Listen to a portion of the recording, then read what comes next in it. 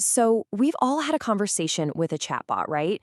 But what if, instead of just one AI, you could have a whole team of them working together? We're about to dive into a massive shift, a move away from a single AI mind to entire digital societies where AIs collaborate, debate, and, well, build things together. Here's the best way to think about it. The old way, that was like hiring a solo freelancer. Yeah, they're capable, but they have their limits. The new way we're talking about, it's like building an entire company department with different specialists, project managers, the whole shebang, all working in perfect sync. That's the leap. And it's what we need to tackle the really complex problems. And this whole team-based approach, it has a name, Agentic workflows. It's really built on a simple but super powerful idea. A team of specialists will almost always outperform one single generalist, especially when the task gets really, really tough. Okay, so if you're going to build an AI team, how do you organize it? Well, the first and probably most intuitive way is to model it after something we all understand, a classic company org chart. This is what's called the manager-worker architecture. It's a really straightforward but powerful hierarchy. It's the backbone of so many of these systems today, mostly because it's great at one thing, defining clear roles and delegating tasks without any confusion. So let's just walk through how the manager AI or the orchestrator gets things done. First, it takes a big, complex goal and breaks it down into smaller, more manageable tasks. Simple enough. Then, it acts like a project manager, looking at each task and assigning it to the best specialist AI for that specific job. And finally, and this is absolutely the crucial part, it gathers all the finished pieces and stitches them together into one single, coherent final answer. And who are these workers? Well, think of them as your on-call, hyper-specialized experts. You've got an AI that's a Python coding genius, another one that's a master at scouring the web for information. You can even have a graphic designer AI.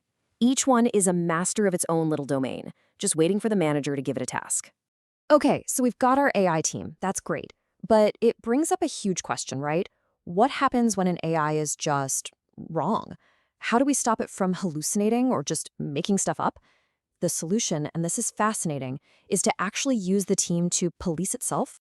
And this really is the million-dollar question, isn't it? I mean, an AI that you can't trust is basically just a toy. For really high-stakes work, think about legal analysis or medical diagnostics, we need systems that are built from the ground up to rigorously check their own work.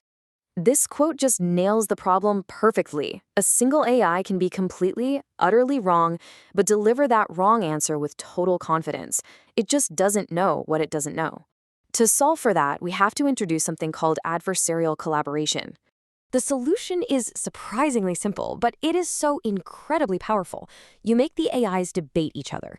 You literally build productive friction right into the system. You create a process of debate, critique, and constant refinement. And this process is called the critic-refiner loop. It works like this. One agent, let's call it the writer, proposes a draft. Then a second critic agent comes in, and its only job is to find every single possible flaw. The original writer agent then has to revise its work based on that feedback.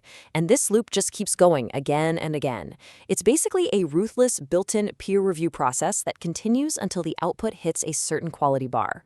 So what's the catch? Well, the upside is huge. You get dramatically better reasoning and much higher factual accuracy. But look at the cons. It can be 3 to 10 times more expensive and slower. This isn't a silver bullet for every single problem. The key insight here is you use this debate method for the really high-stakes tasks, where getting it right is way more important than getting it fast. So, if a manager-worker setup is like a company and a debate team is like a law firm, the next step is something much, much more radical. We're shifting from these organized structures to something that looks a lot more like a biological swarm. And this is maybe the most futuristic idea of all. You get rid of the central manager entirely. No boss. Instead, all the intelligence is distributed across the whole system. Now, why would you do that? Because a central manager can actually become a bottleneck, slowing everything down. Getting rid of it opens the door to truly massive parallel problem solving. This concept is called swarm intelligence. And honestly, the best analogy is an ant colony. There's no queen ant directing traffic and telling every ant what to do. Instead, each ant just follows a few really simple rules. And out of all those tiny local interactions, this incredibly complex, intelligent behavior emerges, like the whole colony finding the most efficient path to a food source. The principles that make this work are just fascinating. First, you have maybe thousands of simple little agents all working at the same time. The magic happens when their very basic individual actions combine to create a complex intelligent solution from the bottom up.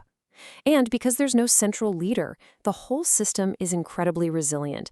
If one agent fails, the swarm just works around it. No big deal.